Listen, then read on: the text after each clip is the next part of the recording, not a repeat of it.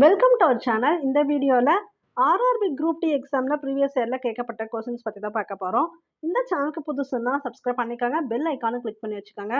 அப்போ தான் நாங்கள் போடுற வீடியோ இமீடியட்டாக உங்களுக்கு ரீச் ஆகும். நீங்கள் ஃபஸ்ட் டைம் சேனலுக்கு வரீங்க அப்படின்னா ஆல்ரெடி ஒரு ஃப்ரீ டெஸ்ட் கண்டக்ட் பண்ணிருக்கோம். அதுக்கு உரிய பிடிஎஃப் ஃபைலை இந்த டிஸ்கிரிப்ஷன்லேயே, இந்த வீடியோவோட டிஸ்கிரிப்ஷனில் டெலகிராம் குரூப் லிங்க் இருக்குது. அதுக்குள்ளே ஜாயின் பண்ணிட்டீங்கன்னா அங்கே பிடிஎஃப் ஃபைல் இருக்குது. நீங்கள் வந்து அட்டன் பண்ணி பாருங்கள். அதுக்குரிய ஆன்சர் கீ இந்த சேனலே பப்ளிஷ் பண்ணியிருக்கோம். அடுத்த டெஸ்ட் பார்த்தீங்கன்னா இந்த வீக்கெண்டில் இருக்கும். அதையுமே அட்டன் பண்ணி பாருங்கள். ஓகே, இப்போ நம்ம வீடியோக்குள்ளே போயிடலாம். கொடுக்கப்பட்டுள்ள அட்டவணையானது ஒரு வகுப்பில் உள்ள 50 மாணவர்களின் உயரத்தை சென்டிமீட்டரில் குறிப்பிடுகிறது. எத்தனை மாணவர்கள் 151 சென்டிமீட்டரை விட அதிகமாக ஆனால் 156 சென்டிமீட்டரை விட குறைவான உயரத்தை கொண்டிருக்கின்றனர்? ஆன்சர் நீங்கள் கெஸ் பண்ணிட்டு வந்து செக் பண்ணிக்கலாம். இதில் என்ன கேட்டிருக்காங்கன்னு தெளிவாக பாருங்கள். 151 சென்டிமீட்டரை விட அதிகமான, அப்போ 151 இருக்கக்கூடாது, அதை விட அதிகமாக தான் இருக்கணும் நீங்கள் எடுக்கும்போது. இப்போ அடுத்து 156 சென்டிமீட்டரை விட குறைவான, அப்போ 156 விட கம்மியாக தான் எடுக்கணும். ஓகேங்களா? இப்போ அப்படின்னா எது எதுன்னு பார்த்துக்கோங்க. 152 எடுக்கலாம், 53 எடுக்கலாம், 54 எடுக்கலாம், 55 எடுக்கலாம். 51 எடுக்கக்கூடாது, 56 எடுக்கக்கூடாது. அப்போ 5 + 12 17, 4 21 + 10 31. இதுதான் இதுக்குரிய ஆன்சர்.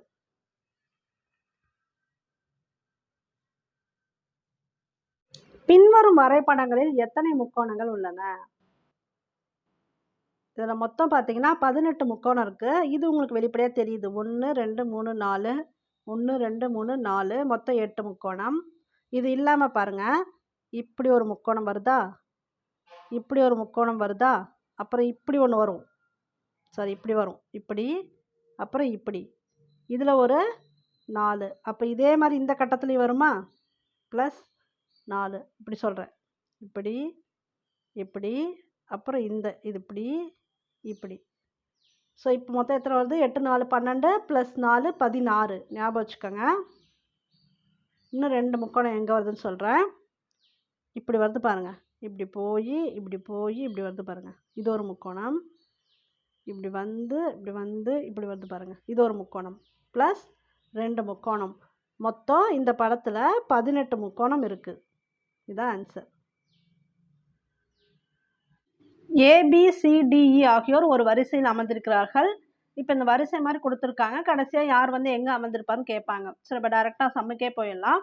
இந்த மாதிரி சம் கொடுக்கும்போது கொஞ்சம் தெளிவாக படிச்சுக்காங்க. அவங்க என்ன கண்டிஷன் கொடுத்துருக்காங்களோ அதை கரெக்டாக நீங்கள் போட்டால் தான் உங்களுக்கு வந்து ஆன்சர் கரெக்டாக வரும். இப்போ பாருங்கள், இவங்க ஃபஸ்ட் எடுத்தோன்னே என்ன கொடுத்துருக்காங்கன்னா, சி என்பவர் மேற்கு முனையில் அமர்ந்திருக்கிறார். முனை கேட்டிருக்காங்க. அப்போனா நம்ம மேற்குன்னு கொடுக்கும்போது அந்த திசையை கண்டிப்பாக போட்டுக்கணும். திசை ஏற்கனவே சொல்லி கொடுத்துருக்கேன். இது நார்த்து, இது சவுத்து, இது ஈஸ்ட்டு, வெஸ்ட்டு, அதாவது வடக்கு, தெற்கு, இது கிழக்கு, இது மேற்கு. தனியாக எழுதி வச்சுக்கோங்க.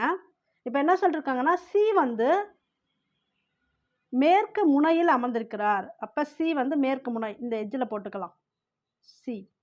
ஓகே, அடுத்து இ என்பவர் பி மற்றும் சிக்கு அருகில் அமர்ந்திருக்கிறார். இ எங்கே இருக்காருன்னா பிக்கும் சிக்கும் அருகில்னு சொல்லியிருக்காங்க. அப்போனா இந்த இ வந்து பிக்கும் பக்கத்தில் வரணும், சிக்கும் பக்கத்தில் வரணும். அப்போ எந்த இடத்துல போட முடியும்னா இங்கே தான் போட முடியும். இ போட்டுக்கலாம், பி பக்கத்தில் போட்டுக்கலாம். இப்போ பாருங்கள், அந்த க்ரைட்டேரியா ஃபில் ஆகும். சிக்கு பக்கத்துலேயும் இ வருது, பிக்கு பக்கத்துலேயும் வருது. அப்போ இந்த இடத்துல தான் நீங்கள் போட்டாகணும். இ பக்கத்தில் பியும் போட்டாச்சு, ஏன்னா இது பக்கத்தில் அருகில் வரணும்னு சொல்லிட்டாங்க. அதனால் ஏ மற்றும் சிக்கு இடையில் 2 நபர்கள் உள்ளனர். ஏ மற்றும் சி. அப்போ ஏவை நம்ம இப்போ ஃபிக்ஸ் பண்ணணும். 2 நபர்கள்னால் இங்கே நீங்கள் ஃபிக்ஸ் பண்ண முடியாது, ஏன்னா ஏக்கும் சிக்கும் 2 பேர் கேப்பில் இருக்காங்கன்னு சொல்கிறாங்க. அப்போ இந்த இடத்துல தான் நீங்கள் ஏவை ஃபிக்ஸ் பண்ண முடியும். இப்போ பாருங்கள், ஏக்கும் சிக்கும் இடையில 2 நபர்கள் இருக்கிறார்கள். ஓகே, கிரைட்டேரியா இது வரைக்கும் கரெக்டாக வந்துருச்சு. இப்போ பாருங்கள், கிழக்கு முனையில் அமர்ந்திருப்பவர் யாருன்னு கொடுத்துருக்காங்க. இதில் ஆக்சுவலாக 5 பேரை கொடுத்துருக்காங்க, ABCDEன்னு. இன்னும் ஒருத்தவங்கள அவங்க ஃபிக்ஸ் பண்ணுறதுக்கு எந்த க்ரைட்டேரியாவும் கொடுக்கல. இப்போ அந்த டிங்கிற பர்சனை நம்ம தான் இங்கே ஃபிக்ஸ் பண்ணி ஆகணும், ஏன்னா அவங்க அந்த க்ரைட்டேரியாவில் இல்லை. அப்போ நீங்கள் என்ன பண்ணணும்னா, நீங்கள் இங்கே தான் கொஞ்சம் கவனமாக இருக்கணும். டியை வந்து இங்கே போட்டுறக்கூடாது, இங்கே தான் போடணும். ஏன் இங்கே போடணும்னு நான் சொல்கிறேன்னா, அவங்க ஃபஸ்ட்டே தெளிவாக கொடுத்துருக்காங்க, சி என்பவர் மேற்கு முனையில் அமர்ந்திருக்கிறார். அப்போ இந்த முனையோட நிறுத்திக்கணும். டி இதுக்கப்புறம் நீங்கள் கொண்டு வரக்கூடாது. அப்போ நீங்கள் டி எங்கே போடுறீங்க? இந்த சைட் போடுறீங்க. இப்போ கொஸ்டினுக்கு போங்க. கிழக்கு முனையில் அமர்ந்திருப்பவர் யார்? இப்போ கரெக்டாக பாருங்கள். கிழக்கு முனைக்கு யார் வந்துட்டா? டி. ஏன்னா மேற்குலேருந்து கிழக்கு வரைக்கும் நம்ம கொடுத்துருக்கோம். ஏன் இந்த சீரீஸில் கொடுத்தோம் ஆர்டர்னா, அவங்க வந்து ஒரு வரிசையில் அமர்ந்திருக்கிறார்கள் தான் சொல்லியிருக்காங்க. அதனால தான் இந்த வரிசையை நம்ம இப்படியே கொடுத்துட்டோம். மேலே கீழேன்னு கொடுக்கல. ஓகேங்களா? அப்போ அந்த ஒரு வரிசையை இப்படி கொடுத்துட்டோம். கடைசியாக பார்த்தீங்கன்னா கிழக்கு முனையில் அமர்ந்திருப்பவர் டி. இந்த கிழக்கு பக்கம் டி வந்துட்டார். இதுதான் இதுக்குரிய ஆன்சர். அப்போ இந்த மாதிரி கொஸ்டின் கொடுத்தா ஒரு சிறு பிழை பண்ணாலும் உங்களுக்கு ஆன்சர் தப்பாக வந்துடும். அப்போ அந்த அளவுக்கு நுணுக்கமாக நீங்கள் வந்து ஆன்சர் கொடுக்கணும். இதுக்குரிய ஆன்சர் டி. பின்வரும் அட்டவணையில் கேள்விக்குறி உள்ள இடத்தில் வரக்கூடிய எண்ணை தேர்ந்தெடுக்கவும். இந்த மாதிரி லாஜிக் கொஸ்டின் கொடுத்தாங்கன்னா, ஒன்று இந்த பாக்ஸ் இருக்கு இல்லையா, எங்கே கொஸ்டின் மார்க் இருக்குது? நடுவில் இருக்குது. அப்போ சுற்றி ஏதாவது ஒரு வகையில் கூட்டி பார்க்கணும். இல்லை கழித்தலில் வருதா, பெருக்கல்ல வருதா, அந்த மாதிரிலாம் செக் பண்ணணும். அப்படி வரும்போது பார்த்தீங்கன்னா, இது கூட்டுத்தொகையில் வருது. இந்த ஆரோ மார்க் இந்த சைடு. அதாவது 20 + 16 36, 33 69. அப்புறம் இங்கே பாருங்க, 39 46, இங்கே 66 69. அப்போ இங்கேயும் கூட்டுத்தொகை என்ன வரணும்? 69 வரணும். இங்கே எத்தனை இருக்குது பாருங்க, 32 37 இருக்குது.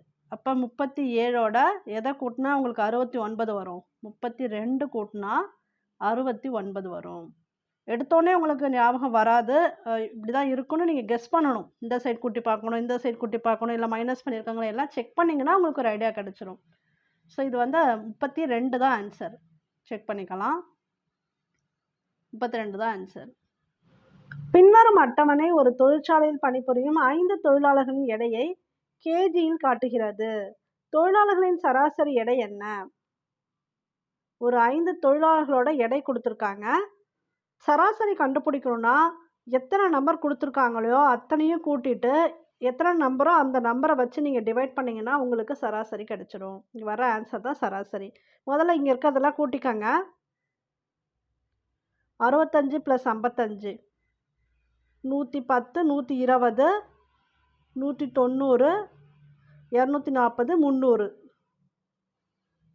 300. இந்த 5 எங்கேருந்து வந்துச்சுன்னா மொத்தம் இருக்கக்கூடிய எண்ணிக்கை 5 நபர்கள். இங்கே 5 தொழிலாளர்கள் கொடுத்துருக்காங்க இல்லையா, அந்த 5 டோட்டல் அவங்களோட எடையோட டோட்டல். இது எல்லாத்தையும் நீங்கள் வந்து 5ஆல் டிவைட் பண்ணிட்டீங்க அப்படின்னா உங்களுக்கு ஆன்சர் கிடச்சிடும். அதுதான் சராசரி. இதுதான் சராசரிக்குரிய ஃபார்முலா. வந்துருச்சு பாருங்க. 6 30, இந்த 0. இதான் ஆன்சர். 60 தான் ஆன்சர். பின்வரும் வரைபடங்களில் மனிதன், தந்தை மற்றும் சகோதரர் ஆகியவர்களுக்கு இடையேயான உறவை சிறப்பாக பிரதிபலிப்பது எது? என்ன கொடுத்துருக்காங்கன்னா, மனிதன் கொடுத்துட்டாங்க. மனிதன்ல தான் 2 பேர் வராங்க. தந்தை மற்றும் சகோதரர் கொடுத்துட்டாங்க. அந்த மற்றும்னு கொடுத்ததுனால இப்படி போட்டுக்கணும். தனியாக தந்தை அப்புறம் வந்து சகோதரர் அப்படி தனித்தனியாக கொடுத்துருந்தாங்கன்னா நீங்கள் தனித்தனியாக கூட போட்டுக்கலாம். ஆனால் மற்றும் சகோதரர் கொடுத்ததுனால இதுதான் கரெக்டு. ஸோ இந்த கொஸ்டின் மார்க் வர இடத்துல என்ன ஆன்சர் வரும் அப்படின்னு கெஸ் பண்ணுங்கள். இது வந்து ஈஸி கிடையாது. கொஞ்சம் ட்விஸ்டடாக தான் இருக்குது இந்த சம்மு. இது நீங்கள் நல்லா யோசிச்சா மட்டும்தான், டெப்த்தாக யோசிச்சா தான் இந்த கொஸ்டினுக்கு உங்களால் ஆன்சர் சொல்ல முடியும். இப்போ நான் கெஸ் பண்ணும்போதே எனக்கு கொஞ்சம் டைம் எடுத்துக்கிச்சு தான். பட் நீங்கள் போட போட உங்களுக்கு வந்து ப்ராக்டிஸ் ஆகிடும். அதுக்கப்புறம் எல்லா டைப்பாகவும் நம்ம மைண்ட் வந்து திங்க் பண்ண ஆரம்பிச்சிடும். இப்படி இருந்தால் எப்படி வருமா, அப்படி வந்தால் இப்படி வருமா அப்படின்னு. சரி, ஓகே. நீங்கள் இந்த கொஸ்டினை வந்து ஜஸ்ட் பாஸ் பண்ணி வச்சுட்டு நீங்கள் ட்ரை பண்ணிவிட்டு அப்புறம் வந்து ஆன்சர் பாருங்கள். பட் நான் இப்போ உங்களுக்கு எக்ஸ்ப்ளனேஷன் கொடுத்துட்றேன் ஆன்சர் எப்படி வரும் அப்படிங்கிறத. இது எப்படி கொடுத்துருக்காங்கன்னா, இந்த 120 இருக்கு இல்லையா, 120-ஐ 6ஆல் டிவைட் பண்ணிட்டாங்க. இப்போ என்ன வரும் ஆன்சரு? 6 12, 0 அப்படியே வரும். இந்த 10 இருக்கு இல்லையா, இதை வச்சு கூட்டிக்கிட்டாங்க. +10 30. இப்போ இதே லாஜிக்கை அங்கே அப்ளை பண்ணி பாருங்க. 90 / 5 என்ன வருதுன்னு பாருங்க. 4 5 5, 8 5 40, +7 18 7 25. லாஜிக் வந்துருச்சா? இப்போ இதே போல தான் இங்கேயும் நம்ம வந்து ஒர்க் அவுட் பண்ணி ஆகணும். ஆனால் பாருங்கள், இதை நீங்கள் இந்த அளவுக்கு யோசிக்கணும். இதை டிவைட் பண்ணிவிட்டு வர ஆன்சரோட இதை கூட்டினா தான் உங்களுக்கு இந்த ஆன்சர் வருது. இந்த அளவுக்கு நீங்கள் திங்க் பண்ணால் தான் இந்த ஆன்சர் போட முடியும். இப்போ பாருங்கள், ஆன்சர் போட்டலாம் அதுக்கு. இப்போ 80 இருக்கா, 80 / 4 நாங்கள் 8 0 20 + 6 அப்புறம் கூட்டிக்கணும். என்ன வரும்? 26. இந்த இடத்துல 26 தான் ஆன்சர். கீழே பார்த்துக்கலாம். 26 தான் ஆன்சர். பின்வரும் தொடரில் கேள்விக்குறியிடப்பட்டுள்ள இடத்தில் இடம்பெற வேண்டிய எண்ணை கொடுக்கப்பட்டுள்ள விருப்பத் தேர்வுகளிலிருந்து தேர்வு செய்யவும். இது பார்த்தோன்னே தெரியுது, இது வந்து 7ஆம் வாய்ப்பாடு. 7, 14, 21, 28, ஐயன் என்ன வரும் 35. அவ்வளோதான். Select the number set which is different from the rest. இதில் பார்த்தீங்கன்னா இதுதான் டிஃபரண்ட்டு. ஏன்னா இந்த எண்ணால் நீங்கள் வந்து ஒரே எண்ணால் இதை வகுக்க முடியாது. காமனான ஒரு நம்பரால் 14ஐயும் 27ஐயும் உங்களால் வகுக்க முடியாது. 63 91 பாருங்கள் 7ஆல் வகுக்க முடியும். 50 85 5ஆல் ரெண்டுத்தையும் காமனாக வகுக்க முடியும். இது 4ஆல் வகுப்படும், இல்லைன்னா உங்களுக்கு 8ஆல் வகுப்படும், இது போல் வந்து வகுப்படும். ஓகேங்களா? ஆனால் இந்த 14 27 எடுத்துக்காங்க. இதை காமனாக நீங்கள் எந்த நம்பரை வச்சுமே வகுக்க முடியாது. இப்போ இது 2ஆல் வகுக்கிறீங்கன்னு வச்சுக்கோங்க, 7 2 14. ஆனால் இதை வகுக்க முடியாது. மீதி இல்லாமல் வகுப்படாதுன்னு சொல்ல வரேன். ஓகேங்களா? அதுபோல் இப்போ இதை நீங்கள் வந்து 3ஆல் வகுக்க முடியும். 93 27ன்னு. அதை இதை வந்து 3ஆல் வகுக்க முடியாது. ஸோ இந்த மாதிரி நம்பர் வந்துச்சு, ஒரு காமனான எண்ணால் இதை வகுக்க முடியலை, அதனால் இதுதான் கொஞ்சம் டிஃப்ரெண்ட்டான எண். ஒரு குறிப்பிட்ட குறியீட்டு மொழியில் இன்ட்ரஸ்ட் என்பது TSERETNI என எழுதப்பட்டால் அதே குறியீட்டு மொழியில் ரிமெம்பர் என்பது எவ்வாறு எழுதப்படும்? இதை நீங்கள் கொஞ்சம் டெப்த்தாக யோசிச்சு பார்த்தீங்கன்னா, அந்த இன்ட்ரஸ்டில் இருக்கக்கூடிய வேர்ட்ஸே தான் இங்கே வந்து மிக்ஸ் பண்ணி போட்டிருக்காங்க. அப்போ ரிமெம்பரில் இருக்கக்கூடிய வேர்ட்ஸ் தான் இப்போ நம்ம வந்து மிக்ஸ் பண்ணி போகிற மாதிரி இருக்கும். நம்ம ஏற்கனவே ஒரு சம் இந்த மாதிரி பார்த்துருப்போம், கேர்ளு அந்த மாதிரி ஒரு டைப் கொஸ்டின் பார்த்தோம். அப்போ நான் என்ன சொல்லியிருப்பேன்னா, கரெக்டாக எழுதிக்கிட்டு அதுக்கு நேராக எது எது வருதோ எழுதிக்காங்கன்னு. ஆனால் அந்த மாதிரி 2 எழுத்து ரிப்பீட் ஆகலாம், அந்த மாதிரி நீங்கள் போட்டுக்கலாம். ஓகேங்களா? இப்போ கேர்ள் அப்படிங்கிறதுல GIRL இருக்குது. இந்த 4மே டிஃப்ரெண்ட்டான எழுத்து. அப்போ அந்த மாதிரி டைப் ஆஃப் கொஸ்டினுக்கு இது ஓகே. இங்கே பாருங்கள், இன்ட்ரஸ்டில் 2 இ இருக்குது, இங்கேயுமே 2 இ இருக்குது. அப்போ அது மாதிரி 2 டி இருக்குது. அந்த டைப் ஆஃப் லாஜிக் இங்கே ஒர்க் அவுட் ஆகாது. இது எப்படி வந்து பண்ணியிருக்காங்கன்னு கொஞ்சம் டெப்த்தாக யோசிங்க. இந்த இன்ட்ரஸ்ட் இருக்கு இல்லையா, அப்படியே திரும்பி எழுதியிருக்காங்க. நீங்கள் வந்து இதை ரிவர்ஸில் இன்ட்ரஸ்ட் இதை ரிவர்ஸில் படித்து பாருங்கள். கீழே இங்கேருந்து படித்து பாருங்கள். பின்னாடிலேருந்து படிச்சிங்கன்னா அதே இன்ட்ரஸ்ட் தான் வரும். அப்போ ரிவர்ஸ் ஆர்டரில் எழுதணும். இப்போ ரிமெம்பர் கொடுத்துருக்காங்க, இதை வந்து கரெக்டாக ரிவர்ஸ் ஆர்டரில் எழுதணும். ஆர் இப்போ நம்ம ரிவர்ஸ் ஆர்டர் எழுதிட்டுருக்கோம், இப்படி எழுதிட்டுருக்கோம். E P M E M E R இப்படி எழுதினா தான் கரெக்டு. இங்கே வந்திருக்கா பாருங்கள், கரெக்டாக வந்துடுச்சு ஆன்சர். ஸோ நம்ம பார்க்கும்போது எந்த லாஜிக் யூஸ் பண்ணி இதை ஆன்சர் கொண்டு வரணும் அப்படிங்கிறத தெளிவாக புரிஞ்சுக்கணும். ஓகேங்களா? இதுக்குரிய ஆன்சர் இதுதான். பின்வரும் எந்த எழுத்து தொகுப்பில் இறங்கு வரிசையில் அடுத்தடுத்த எழுத்துகளுக்கு இடையில் எழுத்துக்களின் எண்ணிக்கை தவிர்க்கப்பட்டிருக்கிறது? அந்த எழுத்து தொகுப்பை கண்டறியவும். கொஸ்டினை வந்து நல்லா தெளிவாக புரிஞ்சுக்கணும். இப்போ ஒரு லெட்டர்ஸ் கொடுத்துட்டாங்க, இறங்கு வரிசையில் என்னன்னு கொடுத்துருக்காங்க. அப்போ நம்ம வந்து இந்த 1 to 26 A to Z order போடுவோம் இல்லையா, அந்த ஆர்டர் முதல்ல இந்த எழுத்துக்கெல்லாம் போட்டுட்டு அப்புறம் அது இறங்கு வரிசையில் கரெக்டாக இருக்கா அப்படின்னு செக் பண்ணணும். இப்போ பாருங்கள், OJEBG நான் முன்னாடியே சொன்ன மாதிரி நீங்கள் RRB எக்ஸாம் ப்ரிப்பேர் பண்ணுறீங்கன்னா A1 B2 C3 அப்படின்னு மனப்பாடம் கூட பண்ணி வச்சுக்கோங்க. 1லேருந்து 26 வரைக்கும் உங்களுக்கு கரெக்டான அந்த நம்பர் தெரியணும். இல்லைனா நீங்கள் அங்கே எழுதியாவது வச்சுக்கணும். சரி, இப்போ ஓக்கு என்ன வேல்யூ வரும் அப்படின்னு பார்த்தீங்கன்னா 15 வரும். ஜேக்கு வேல்யூ 10, 10வது இடத்துல ஜே இருக்கும். இ வந்து 5வது இடத்துல இருக்கும். பி 2வது இடத்துல, ஜி 7வது இடத்துல. இது முதல்ல பாருங்கள், இறங்கு வரிசையில் கரெக்டாக இல்லை. 15 10 5 கரெக்டாக வந்திருக்கு. இங்கே பாருங்கள் 2 வந்திருக்கு, அடுத்து 7 வந்திருக்கு. ஸோ இது கிடையாது. இதை வச்சே நம்ம வந்து இதை முடிவு பண்ணிடலாம். ஃபஸ்ட்டு ஆப்ஷன் கிடையாது. அடுத்தது செகண்டு பாருங்கள், யூ. இப்போ இது போடலாம். யூக்கு என்ன வேல்யூனா 21, பியோட வேல்யூ 16, அடுத்தது 7, ஜிக்கு இப்போ தான் போட்டோம் 7, அடுத்தது 9, ஐக்கு வேல்யூ 9, ஜிக்கு வேல்யூ 7. இதுவும் பாருங்கள் கரெக்டாக இல்லை. ஏன்னா 7 வந்துட்டு அடுத்து 9 7 இப்படி வரக்கூடாது. இறங்க வரிசைனா கரெக்டாக இறங்கணும். அப்போ இதுவும் கிடையாது. தேர்டு பாருங்கள், 21 14 19 15 2 இதுவும் கிடையாது. நடுவில் 19 வந்திருக்கு, இங்கே 14 வந்துருச்சு. ஸோ இது கிடையாது. இப்போ கடைசியாக வந்துடுவோம். இப்போ பாருங்கள், விக்கு வேல்யூ வந்து 22, கியூக்கு 17, அடுத்து 13 10 8. அது இல்லாமல் இது இறங்கு வரிசையில் கரெக்டான ஆர்டரில் இருக்கானா, அதுவும் இது இறங்கு வரிசையில் கரெக்டாக இருக்குது. அதை வச்சு நீங்கள் ஆன்சர் சொல்லிடலாம். அது இல்லாமல் அந்த டிஃப்ரென்ஸ் பாருங்கள், 22லேருந்து 17 மைனஸ் பண்ணால் 5 மைனஸ் பண்ணால் 17. அடுத்து 13 வரணும்னா 4 மைனஸ் பண்ணணும். அடுத்து 3 மைனஸ் பண்ணணும். அடுத்து 2 மைனஸ் பண்ணணும். அந்த ஆர்டர் கரெக்டாக இருக்குது. ஸோ இதுதான் ஆன்சர். இது போல் ஒரு நம்பர் சீரிஸ் கொடுத்துருக்காங்க. அடுத்து என்ன வரும்னு கேட்டிருக்காங்க. இது பாருங்கள், பார்த்தாலே கண்டுபிடிச்சிடலாம். 8, 27, 64னா 2 கியூபு, அதான் 8. 3 கியூபு, 3 கியூப்னா 3 இன்ட்டு 3 இன்ட்டு 3, 3 3 9, 9 3 27. அது போல் 4ஓட கியூப் தான் 64, 5ஓட கியூப் 125, 6ஓட கியூப் 216. அப்போ 7ஓட கியூப் வேல்யூ தான் 343. 7 3 தடவை போட்டு பெருக்குனீங்கன்னா உங்களுக்கு 343 வரும். இந்த ஆன்சர். ஒரு வங்கி வர்த்தகர் ஒருவருக்கு ரூபாய் 12,50,000 எனும் தொகையை ஆண்டிற்கு 5% வட்டி வீதத்தில் 5 வருடங்களுக்கு கடனாக வழங்குகிறது எனில் அவர் கட்ட வேண்டிய தனி வட்டி தொகை. தனி வட்டி கேட்டிருக்காங்க. தனி வட்டிக்கு ஃபார்முலா PNR டிவைடட் பை 100. நீங்கள் இந்த அமௌண்ட்டை போட்டுக்கோங்க.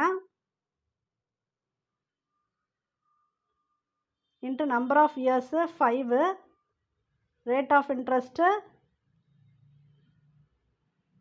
5, ஏன்னா 5% வட்டி வீதம் 5 வருடங்கள், டிவைடட் பை 100. இதை நீங்கள் டிவைட் பண்ணிங்க அப்படின்னா உங்களுக்கு இந்த ஆன்சர் வரும். 0க்கு 2 0 போயிடுதா? 5 5 25, 25 இன்ட்டு 12,500. இதை பெருக்குனீங்கன்னா உங்களுக்கு இந்த ஆன்சர் வரும். ஒரு சிறிய நிறுவனத்தில் பணிபுரியும் பெண் மற்றும் ஆண் ஊழியர்களின் எண்ணிக்கை விகிதம் 2:3 ஆகும். அந்நிறுவனத்தில் ஆண் ஊழியர்களின் எண்ணிக்கை 90 எனில் நிறுவனத்தில் பணியாற்றும் மொத்த ஊழியர்களின் எண்ணிக்கையானது. என்ன கொடுத்துருக்காங்கன்னு கொஸ்டினை தெளிவாக படிங்க. பெண் மற்றும் ஆண் கொடுத்துருக்காங்க. அப்போ அந்த 2ங்கிறது பெண்களை குறிக்கக்கூடியது. 2:3ல் 3 பங்குங்கிறது ஆண்களை குறிக்கக்கூடியது. நம்ம யூஸ்வலாக படிக்கும்போது ஆண் பெண் படிச்சிருப்போம். அதை வச்சு நீங்கள் கணக்கு போடக்கூடாது. இங்கே என்ன கொடுத்துருக்காங்க அப்படிங்கிறத நீங்கள் தெளிவாக பார்த்தா தான் இந்த கொஸ்டினுக்கு வந்து நீங்கள் மிஸ்டேக் பண்ண மாட்டீங்க. ஸோ ஃபஸ்ட்டு பெண் கொடுத்துருக்காங்க, அடுத்து ஆண் கொடுத்துருக்காங்க. அதில் ஆண் ஊழியர்களோட எண்ணிக்கை 90ன்னு கொடுத்துட்டாங்க. இதில் மொத்த ஊழியர்கள் எண்ணிக்கை கேட்டிருக்காங்க. சரி, இப்போ இந்த கொடுத்த எண்ணிக்கை வச்சு பார்த்துக்கலாம். 90 டிவைடட் பை 3. ஏன்னா இங்கே பாருங்கள் 2:3ல் இதான் ஆண். இதை நீங்கள் டிவைட் பண்ணிங்க அப்படின்னா 3 9, 0 அப்படியே வந்துடும். இது வந்து 1 மடங்கு. எப்போவுமே இந்த மாதிரி 2:3 3:5 அந்த மாதிரிலாம் கொடுத்தாங்கன்னா அதுக்கு 1 மடங்கு கண்டுபிடிச்சிருங்க. இப்போ 2 + 3 5 வரும். இதை எடுத்து கூட்டிக்கோங்க. இப்போ 1 மடங்கு 30 அப்படின்னா 5 மடங்கு எவ்வளோ? 5 × 30 150. இதான் ஆன்சர். இப்படி தான் போகணும் இந்த சம்முக்கு. ரூபாய் 5000 எனும் தொகைக்கு ஆண்டிற்கு 10% வட்டி வீதத்தில் 3 ஆண்டுகளுக்கு தனி மற்றும் கூட்டு வட்டிக்கான வேறுபாடு யாது? இப்போ என்ன கொடுத்துருக்காங்கன்னா 3 இயர்ஸ் கொடுத்துருக்காங்க. இதுவே பார்த்தீங்கன்னா 2 இயர்ஸ் கொடுத்துருந்தாங்க அப்படின்னா உங்களுக்கு ஃபார்முலா சிம்பிள்.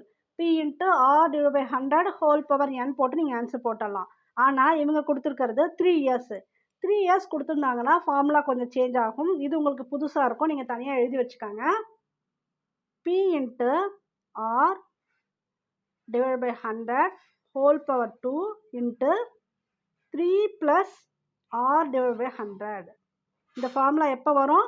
3 இயர்ஸ் கேட்டாங்கன்னா தனி வட்டிக்கும் கூட்டு வட்டிக்குமான வேறுபாடு 3 ஆண்டுகள்னு கொடுத்துருந்தா இந்த ஃபார்முலா தான் வரும். பிரின்சிபல் அமௌண்ட்டு 5000 ரூபா.